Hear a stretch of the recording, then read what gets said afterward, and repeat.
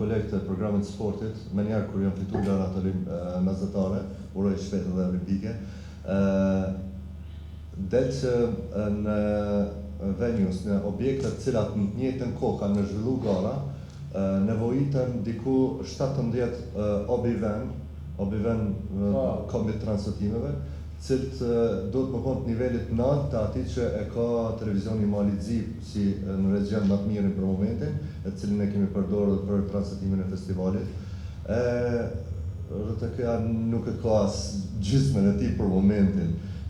Tash unë si jam këtu i thirrur në emër të RTK-s tash palos stop, kjo është shqetësuese sepse ne konsiderojmë që shumë shpejt duhet ta shfrytëzojmë pikërisht këtë platformë, nëse bëjmë thirrje për ndërtimin e objekteve sportive,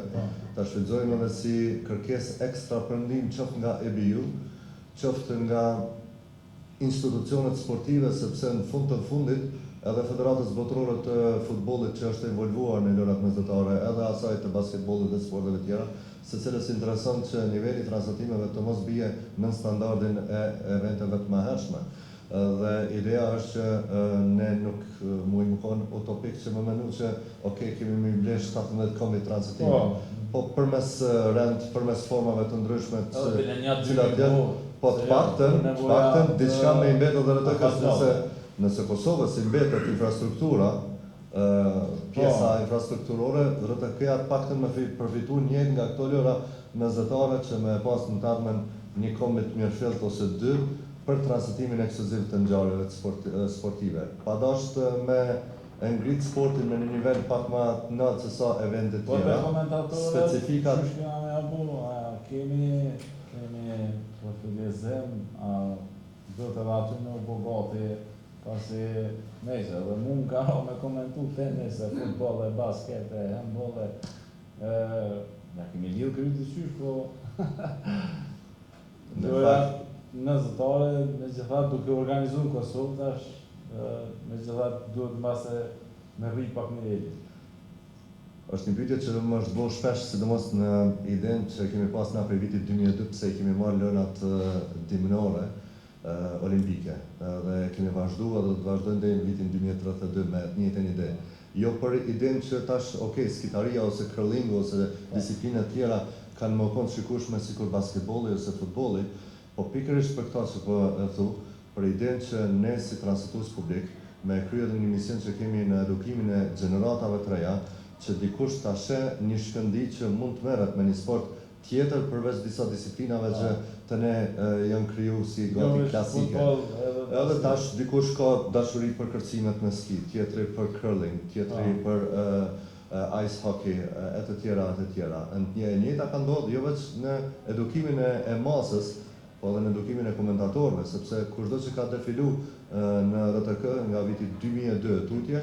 ka pas mundësinë që përmes lojrave olimpike të njoftohet edhe gazetarët ta përdorin si platformë të edukimit edhe të njoftimit. Njëjtën e kemi kaluar edhe me judo, kur kemi filluar ne me komentu judo, njerëz pyetjen e parë na ka bëu çysh po e dini. Kemi bëu fillimisht me njerëz ekspert fushës, cilët i kemi pas afër, ndërkohë jemi pavarësuar për me mri nivelin ku e patëm tash edhe në Paris që teknikat edhe gjithçka mësohet. Edhe në këtë aspekt nuk është që qëndrojmë më së miri, sepse ne në programin e sportit i kemi veç 4 komentatorë për momentin. Kosova përgjithsisht është orientuar me mediat edhe ato që i kanë të drejtat te futbolli dhe basketbolli maksimumi. E shoh si pikë të dobët që kemi veç kur dalim te volejbolli në komentim, pa modesti, po them veç 2 komentatorë janë edhe RTK për momentin që e bëjnë edhe volejbollin, e lërën me disiplinat që të ne si programi sportit kanë trajtueshmëri të njëjtë nga shoha drejt e futbollit, sepse mundohemi të njëjtën hapësinë t'ia ofrojmë. A duhet punohet në këtë aspekt, unë mendoj që duhet të aktivizohet pak më tepër edhe shoqata gazetarëve të sportit, sepse 2 vite më parë ka qenë një ide që në organizatën e Evropës Juglindore të gazetarëve të sportit, e ku lobi serb është goxha aktiv,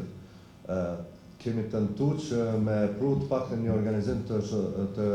Evropës Juglindore, diku 350 gazetarë të sportit më ardhë në Kosovë. Kemi hasën pengesa të ndryshme, kryesisht me idenë e proklamimit të Kosovës si vend i pasigurt edhe ku po doni me shku, e deri te ide tjera, që tash smuj me në aspektin infrastrukturore, ndoshta edhe buxhetor, sepse shoqata nuk subvencionohet as nuk përfiton as nga ligji për sponsorizim, është pak si handicapune në këtë aspekt. Unë nuk jam pjesë e shoqatës që 2 vjet po i kisha inkuraju gjitha institucionet që tash le të fillojnë edhe në atë aspekt, sepse në formë indirekte do të kontribuojnë të shkollimin, ngritja edhe e komentatorëve për më artë eventi që neve na pret në 2030. Jam gëzu dhe ditë më para ose 2 javë më herët, kur e pash një super organizim në ping-pong në WTT, pash një koordinim të jashtëzakonshëm të vullnetarëve, një mini setup i njerëzve që do të shohim në 2030, sepse ata deri në 2030 do të kalojnë në për faza të ndryshme, do të dimë çka është team leader e të tjera, e deri te organizimet të tjera, se zgjata shumë. Smundje gazetarëve. Setup i konferencës